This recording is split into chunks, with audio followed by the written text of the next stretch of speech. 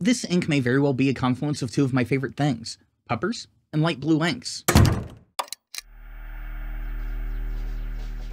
So now that we've finished with the Waterman line of fountain pen inks, it's time to move to a little bit of a longer voyage through the ink sphere. And no better company to do a voyage with than Colorverse out of South Korea. Colorverse is one of those companies where they tend to take an idea and run with it to the either extremely obvious or the surprisingly new.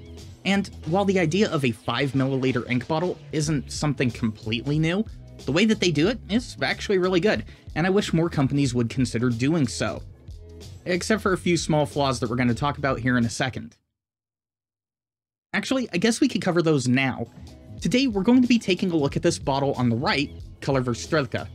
The first thing that you're probably going to notice is that these three colors normally aren't packaged together or from the same series, and that's the first great thing about these 5ml bottles. If you order them in multiple bottles or packs of 3, they come in these nice sleeves, and in the sleeves, you can have the ink of your choice. In this case, I've got Coast Redwood, Photon, and Strelka.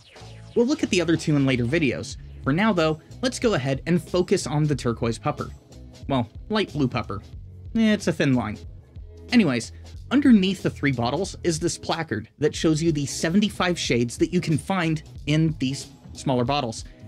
And on the opposite side of that placard, you see the descriptor of the 3 different bottle styles that you get when you buy a Colorverse bottle.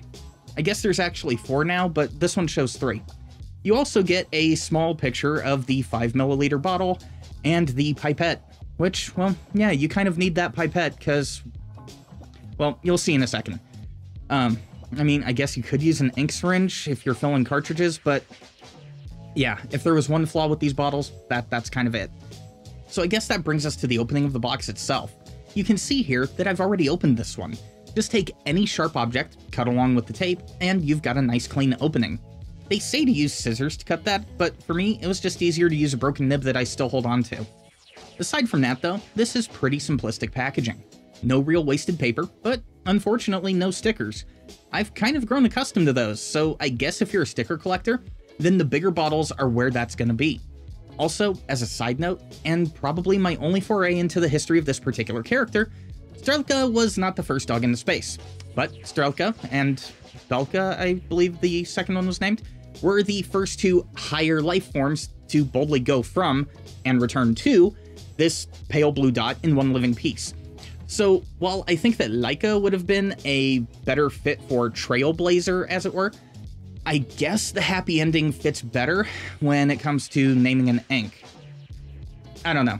Ignoring that tangent though, how does this ink look on paper, and is this going to be my favorite light blue ink of all time? Well, let's find out. The first thing you're going to see here is the ink blot, and I think this is a good mixture of Carolina blue, azure, as well as touches of sapphire. If anything though, I would call this a nice take on sky blue. Also, I really wouldn't call this one a sheener, as it tends to shade more towards the transition tones and fade into a good space blue. Space blue. Anyways, I mean, you can see a little bit of sheen here on the fray, but it's more of an accent than a main topic, so overall, I like the color profile on display with this one, but what about the rest of those key performance indicators? Well, as far as dry times are concerned, this one's pretty consistent and in a good way. Both on Rhodia and Tomoe, actually. We are dry within a margin of error at the 15-second mark, and honestly, anything that can dry that quick from a broad nib is a good performer in my book, even though I do find myself occasionally surprised and spoiled by the 10-second dry times. I mean, this isn't the case here, like I said, it's around 15 seconds, but it's still good. Water performance, on the other hand, is a little bit of a mixed bag. As we put water on the page, we're not really greeted with a hefty amount of color lift, but as we do get the water off the page, what we're left with isn't that good. While it's a little bit easier to recover than some of the red inks that we've looked at recently on the channel, what we are left with is the faintest of ghosting layers. And that is something that you will have to be mindful of if this ink happens to be the one that you choose for your particular shade of blue in your rotation. That was a lot to get out there. Anyways, so with the KPIs and Inkblot bringing this ink to be a little bit more, middle of the road, how does it look coming out of the broad nib on paper? Well, let's go ahead and start with Rhodia. Honestly, this is a good ink on paper. It borders on a light turquoise and what I find to be desirable in this range.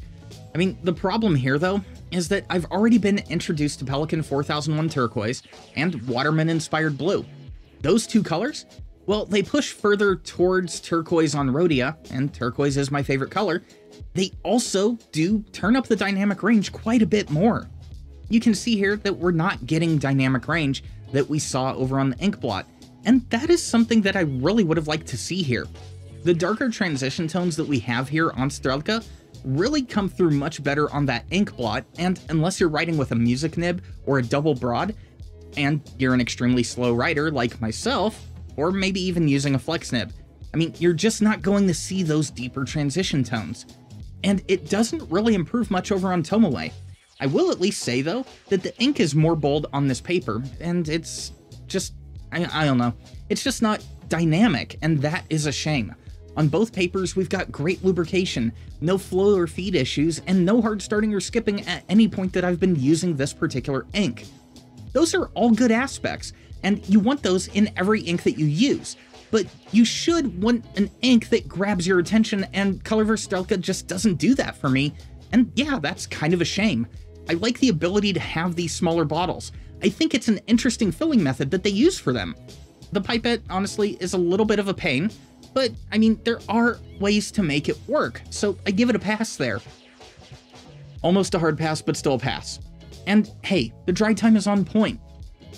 You know, the water performance? Well, hey, we've definitely seen better, and we've definitely seen worse. So that's a personal preference thing.